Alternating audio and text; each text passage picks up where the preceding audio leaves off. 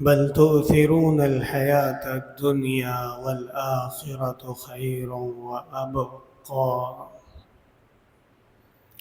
إن هذا لفي الصحف الأولى صحف إبراهيم وموسى.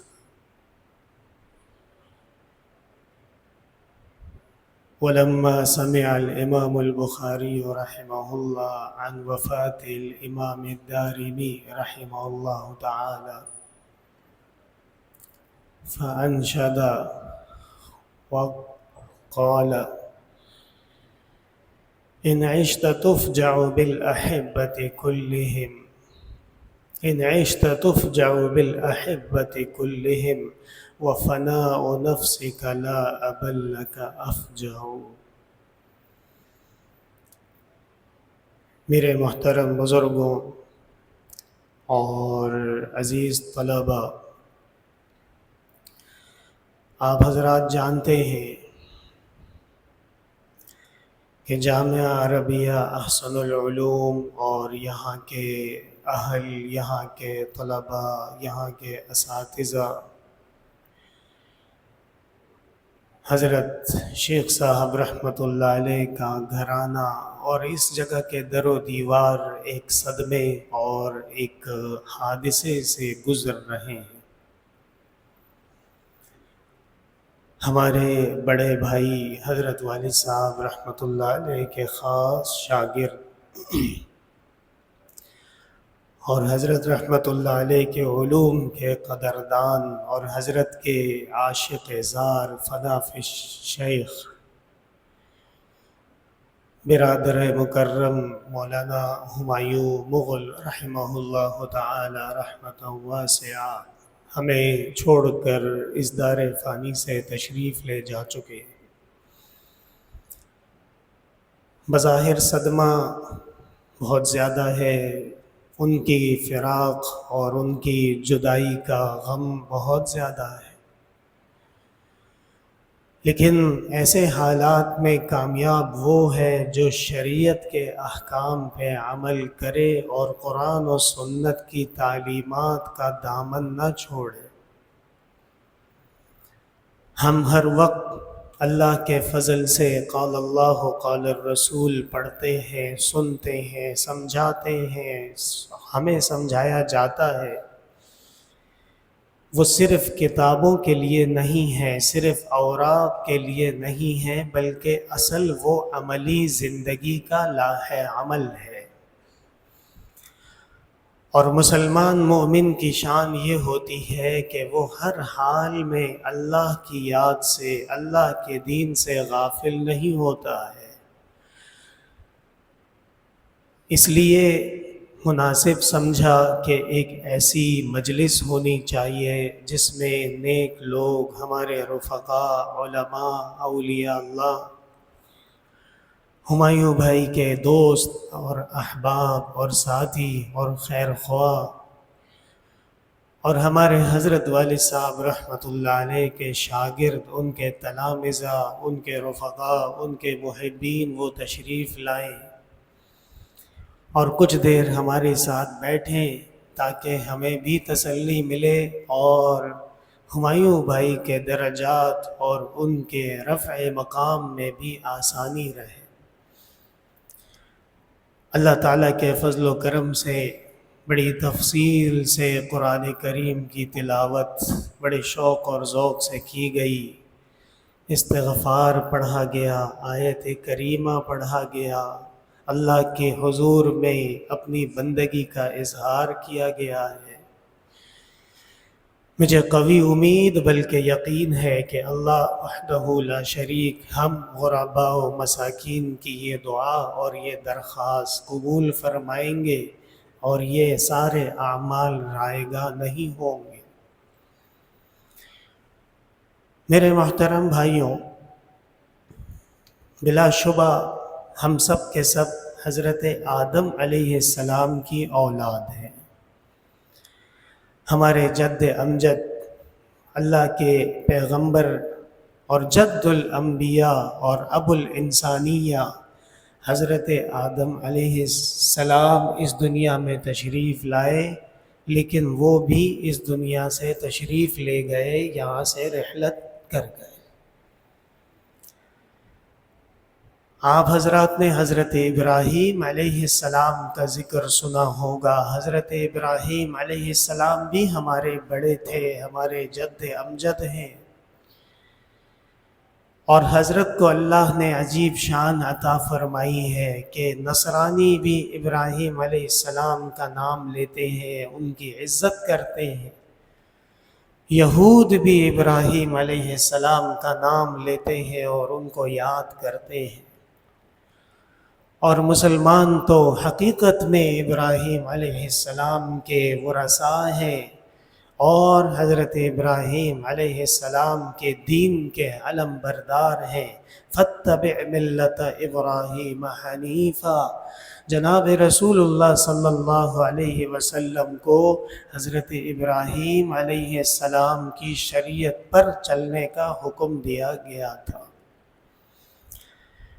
کتنے بڑے بڑے لوگ ہیں کہ پوری انسانیت ان کی عظمت پہ، ان کے مقام پہ متفق ہے، لیکن ابراہیم علیہ السلام بھی دنیا سے تشریف لے گئے۔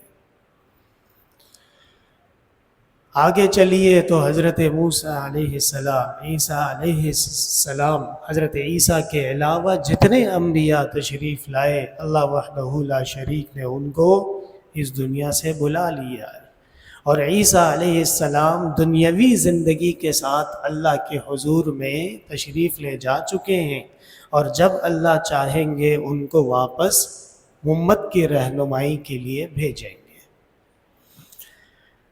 اور پھر آخر میں جناب محمد الرسول اللہ صلی اللہ علیہ وسلم جو نبی آخر الزمان ہے، نبی جن و انس ہیں، نبی اولین و آخرین ہیں، نبی انبیاء کے سردار ہیں، نبی الرحمہ اور نبی الشفاعہ ہیں۔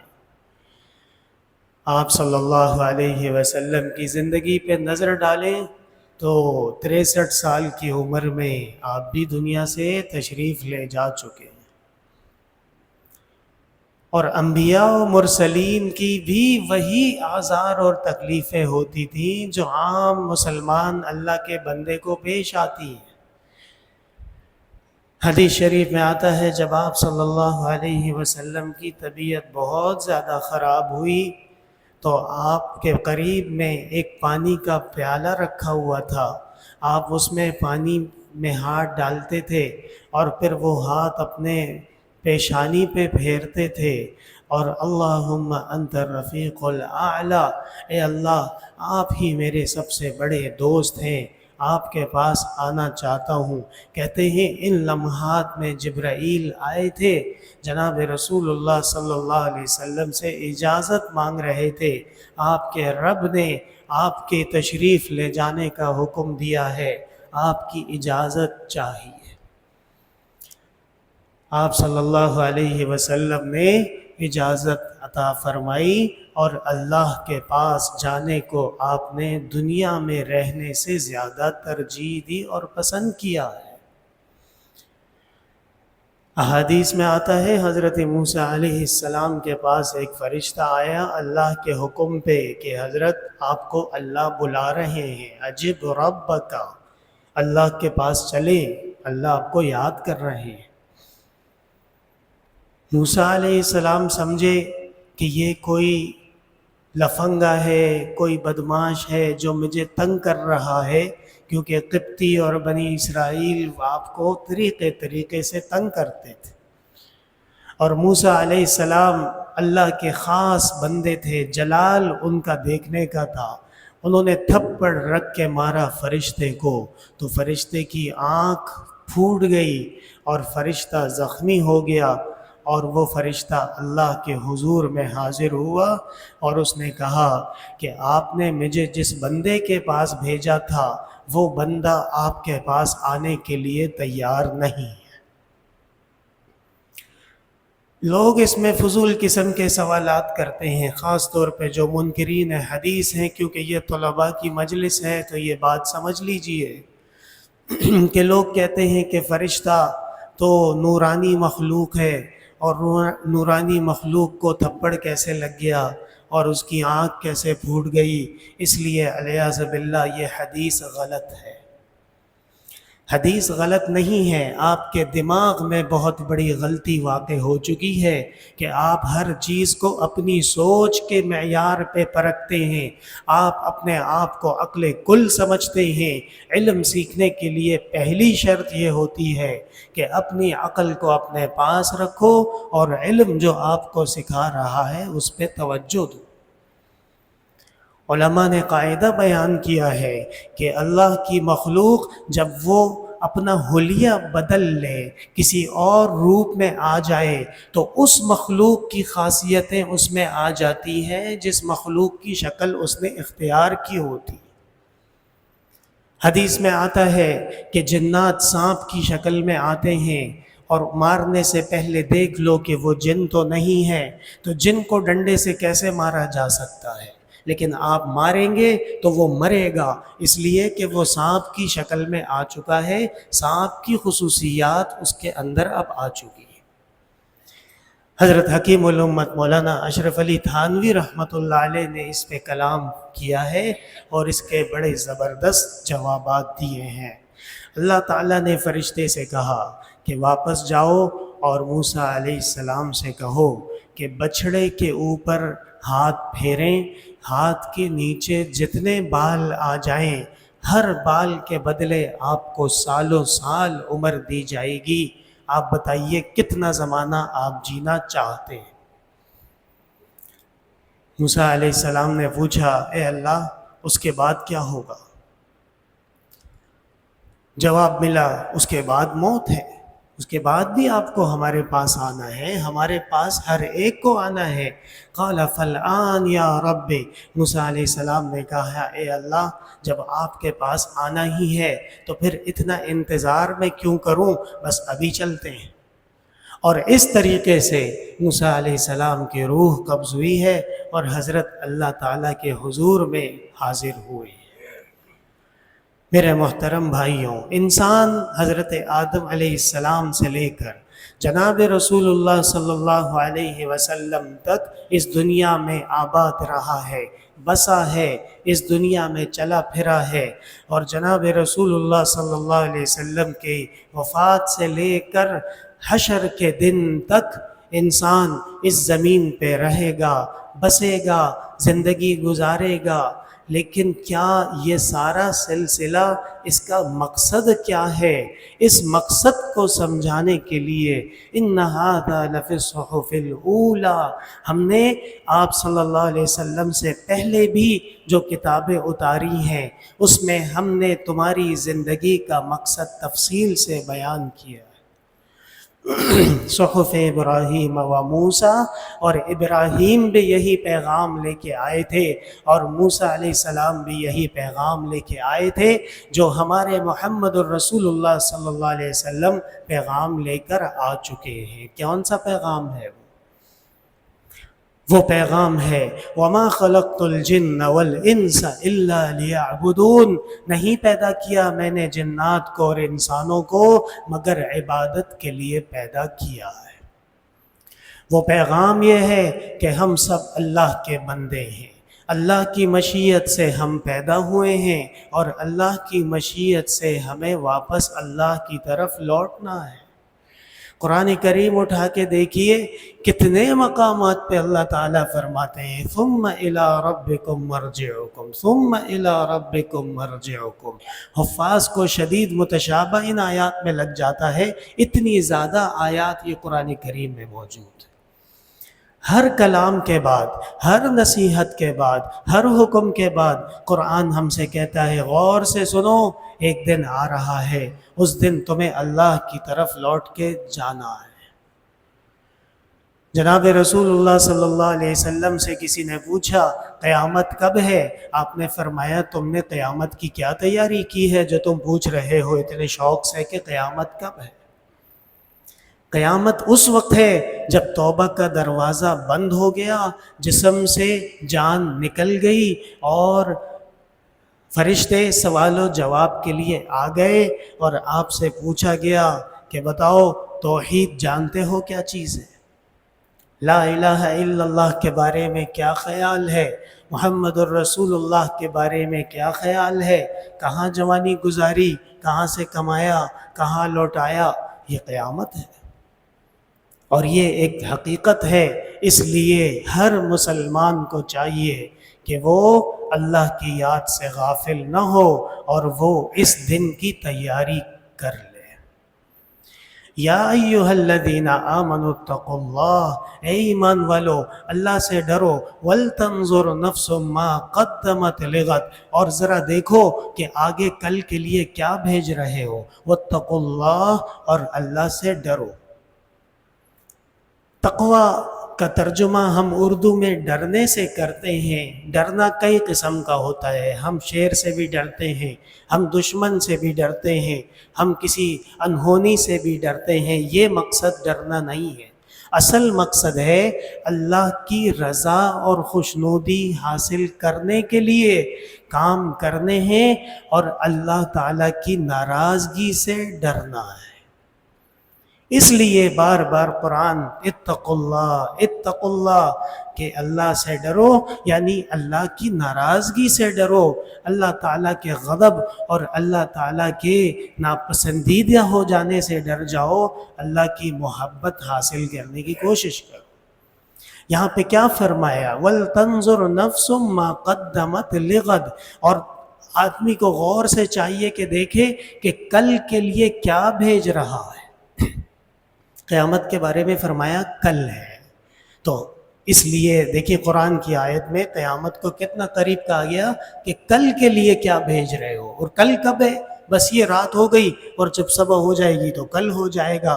تو اس لیے خاص طور پہ جو ہمارے نوجوان ہیں، ہمارے جو احباء ہیں، شیطان وسوسے ڈالتا ہے، ابھی تو بہت چھوٹے ہیں، اور جی ابھی تو زندگی جی لو اور چند دن مزے کر لو، اور جب بوڑھے ہو جائیں گے اور کھڑے نہیں ہو سکیں گے اور بستر پہ پڑ جائیں گے تو توبہ بھی کر لیں گے، استغفار بھی کر لیں گے، اللہ سے معافی بھی مانگ لیں گے۔ ارے بھائی کل کچھ بھی ہو سکتا ہے، کل کچھ بھی ہو سکتا ہے، اس لیے ہمیں اور آپ کو چاہیے کہ ہم تیاری کریں، اور ایسی تیاری کریں کہ ہماری اگر آج رات میں اللہ سے ملاقات ہو جائے تو ہم اللہ کے ہاں شرمندہ نہ ہو جائیں، ہم رسوا نہ ہو جائیں، اللہ کی رحمتوں اور اللہ کے انعامات اور اللہ کے فضل و کرم کے امیدوار ہم رہیں۔ اور بشارتیں کتنی زیادہ ہیں، جناب رسول اللہ صلی اللہ علیہ وسلم نے فرمایا اگر کسی شخص کے گناہ سمندر کی جھاگ سے بھی زیادہ ہوں تب بھی وہ اللہ کے حضور میں صدق دل سے توبہ استغفار کرے، اللہ تعالیٰ اس کو معاف کر دیتے ہیں۔ لیکن یہ اس زندگی میں ہے، اس زندگی کے اعمال ہیں، فریضے ہیں، سنتیں ہیں، واجبات ہیں، اور تھوڑے سے ہیں، کوئی اتنے زیادہ نہیں۔ نماز پڑھ لو، روزہ رکھ لو، مال کے اندر اللہ کا حق ادا کر لو، توفیق ہو جائے تو حج کر لینا، ایک اللہ کی عبادت کرو، محمد الرسول اللہ صلی اللہ علیہ وسلم کو سچا رسول مان لو، بس یہ آپ کا دین ہے، آپ کو مبارک ہو، آپ اللہ کے فضل سے جنتی ہو جائیں گے۔ کوئی اتنے مطالبات نہیں ہیں۔ آپ دوسرے ادیان کا مطالعہ کریں، ایک عجیب مصیبت ہے، ہندو مت میں، بدھ مت میں، سکھ مت میں اور دنیا کے مذاہب میں دن رات سالوں میں سینکڑوں میلے ہوتے ہیں، سینکڑوں جلسے ہوتے ہیں، سینکڑوں مجالس ہوتی ہیں اور قسم قسم کی رسومات ہوتی ہیں، اور جناب اس میں جو شریک نہیں ہوا وہ بڑا گناہ گار ہے۔ اسلام آپ سے ایسا کوئی مطالبہ نہیں کرتا ہے، بلکہ تم شوق سے کالج میں پڑھو، پارک میں کھیلو، جائز ہے غباروں میں اڑو، چرخ پہ جھولو، بس ایک سخن بندہ عاجز کا رہے یاد، اللہ کو اور اپنی حقیقت کو نہ بھولو۔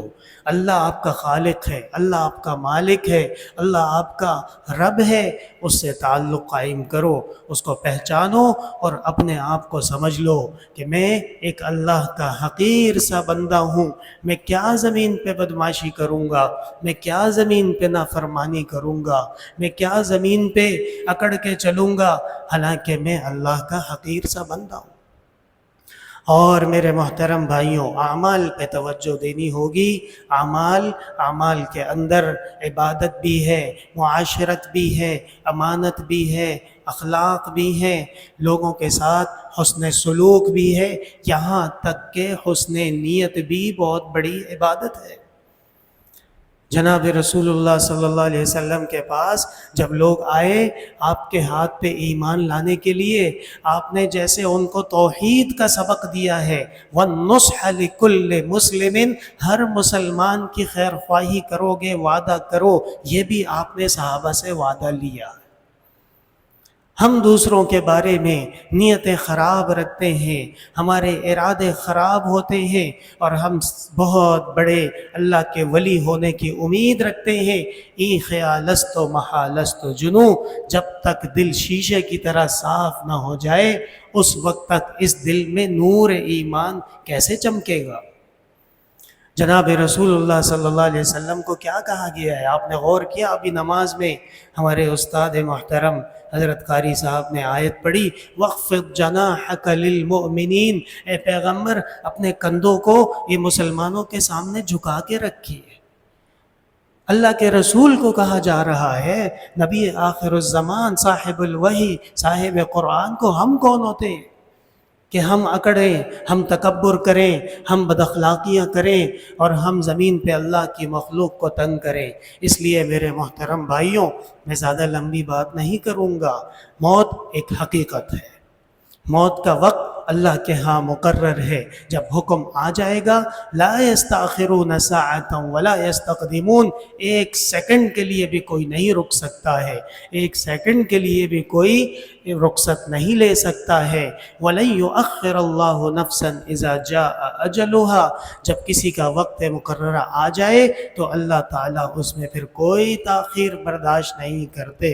تو اس لیے ہمیں تیاری کرنی ہوگی، ہمارے دین کا پیغام، اسلام کا پیغام، قرآن کا پیغام، مسجد کا پیغام، علماء کرام کا پیغام۔ آپ مسجدوں کو عام طور پہ ہمارے معاشرے میں ایک ایسی جگہ سمجھی جاتی ہے کہ جب کوئی کام کسی کو باقی نہ رہے تو چلو مسجد جا کے دیکھتے ہیں مولوی صاحب کیا بول رہے ہیں۔ ایک وقت آنے والا ہے، اسی لیے ابھی سے بتایا جا رہا ہے، مسلمانوں تیاری کر لو، مسلمانوں اللہ کے گھروں کی طرف متوجہ ہو جاؤ۔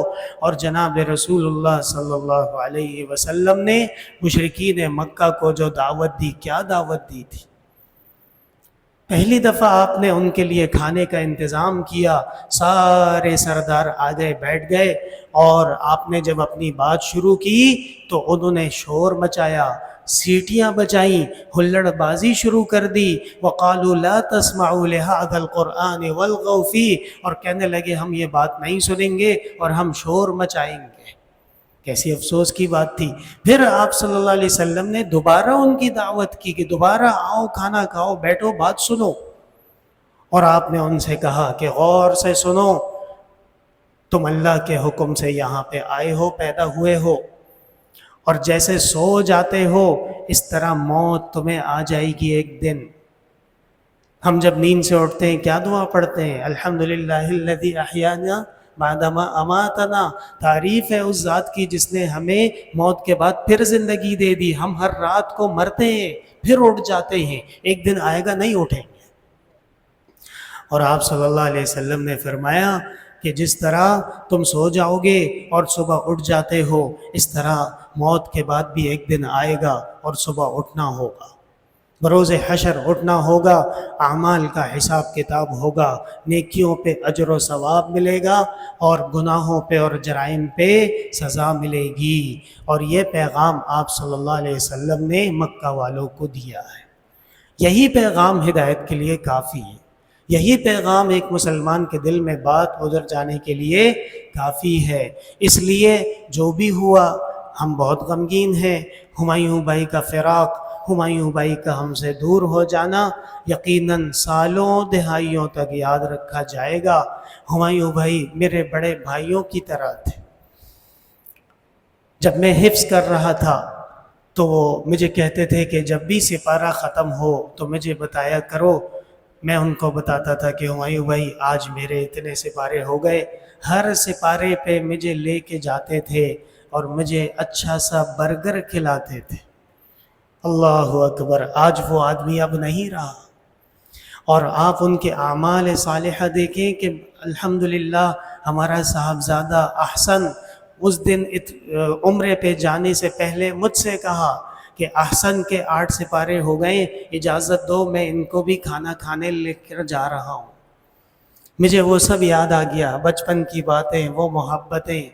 حضرت والد صاحب رحمۃ اللہ علیہ کو یہاں پہ دیکھا، کہنے لگے جب میں نے دیکھا تو میں نے یہ سمجھ لیا کہ ایسا انسان زندگی میں دوبارہ نہیں ملے گا، بہتر یہی ہے کہ اسی انسان کے ساتھ رہو۔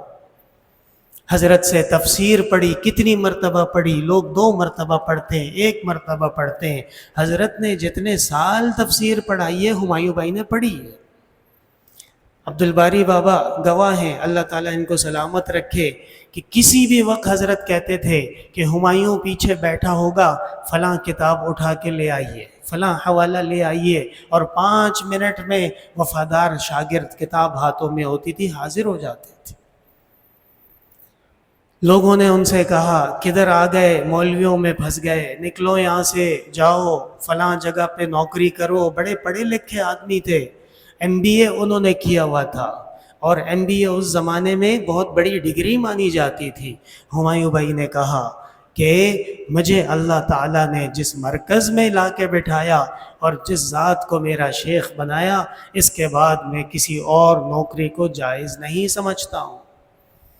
اور ہمارے والد صاحب رحمۃ اللہ علیہ بھی غیرتی آدمی تھے، ان کو دل سے لگایا، سینے سے لگایا، اپنا جگر ٹکڑا اپنی بیٹی ان کے نکاح میں دی، اور حضرت علی رضی اللہ تعالی عنہ کی طرح ہمایوں بھائی کو اپنے گھر کے ساتھ جگہ دی کہ یہاں پہ آپ رہیے۔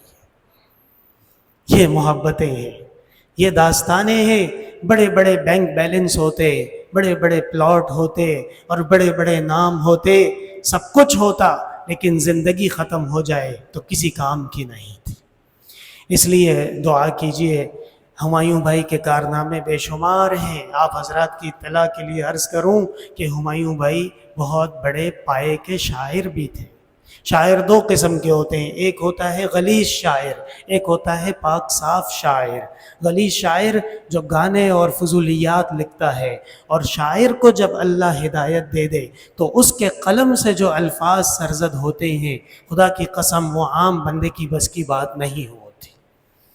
انشاءاللہ تعالی ہم اس پہ کام کریں گے۔ ان کی نعتیں، ان کی نظمیں، مفتی صاحب رحمۃ اللہ علیہ کے عقیدتوں میں ان کی غزلیں، میرے حفظ پہ انہوں نے ایک نعت اور ایک نظم کہی، وہ ساری چیزیں آج آپ اس کو غور سے دیکھیں تو پتہ چلے گا کہ کتنے صلاحیت والے آدمی تھے۔ علی گڑھ سے تعلق تھا۔ علی گڑھ آج بھی مسلمانوں کا مرکز مانا جاتا ہے، اور پڑھے لکھے لوگ جو بڑے بڑے نکلے ہیں بر صغیر میں، وہ علی گڑھ کی یونیورسٹی سے تعلیم حاصل کر کے نکلے ہیں۔ اس لیے وہ سارا رنگ، وہ سارا ذوق، وہ ساری علمی صلاحیتیں اللہ تعالیٰ نے ہمایوں بھائی کو دے دی تھی۔ ہمارا شعبہ نشر و اشاعت، احسن البرہان ہو، احسن الرسائل ہو، احسن الخطبات ہو، احسن العطر ہو، معارف و محاسن ہو، یا اس کے علاوہ کوئی اور چیز ہو، الاحسن ماہنامہ رسالہ ہو، ساری کی ساری جو یہ تحریک تھی، یہ ہمایوں بھائی کے مرہون منت ہے۔ ایک آدمی نے اتنا بڑا کام کیا ہے کہ خدا کی قسم اب ہم 10 بندے بھی ان کی جگہ پہ بٹھا دیں تو وہ کام کرنا بظاہر مشکل ہے۔ واللہ المستعان، اللہ تعالیٰ سے ہم مدد مانگتے ہیں۔ اس لیے آپ حضرات جیسے احسن العلوم کو جانتے ہیں، اسی طرح ہمارے ہمایوں بھائی کو بھی پہچان لو، جان لو کہ وہ بڑے آدمی تھے، اور حضرت والد صاحب کے وفادار شاگرد تھے، اور عجیب اللہ تعالیٰ نے ان کو مقام عطا کیا کہ زندگی میں بھی حضرت کے گھر کے ساتھ رہے، اور ابھی جا کے دیکھو کہ موت کے بعد بھی حضرت کے ساتھ ہی آرام فرما رہے ہیں۔ خدا جانے ہمیں وہاں پہ 7 جگہ نصیب ہو کہ نہ ہو۔ خدا جانے کس کو کون سی جگہ نصیب ہو، لیکن ان کو تو ہم نے اپنی آنکھوں سے دیکھ لیا کہ اللہ نے شاگرد کو اپنے شیخ اور اپنے استاذ کے قریب اور قدموں میں جگہ دے دی۔ اس دن مجھے کوئی بتا رہا تھا کہ کسی نے کہا کہ فلاں جگہ آپ کے لیے گھر تلاش کرتے ہیں، اس سے کہا غور سے سنو، ہمایوں احسن العلوم سے موت پر نکلے گا، زندگی میں یہاں سے نہیں جاؤں گا۔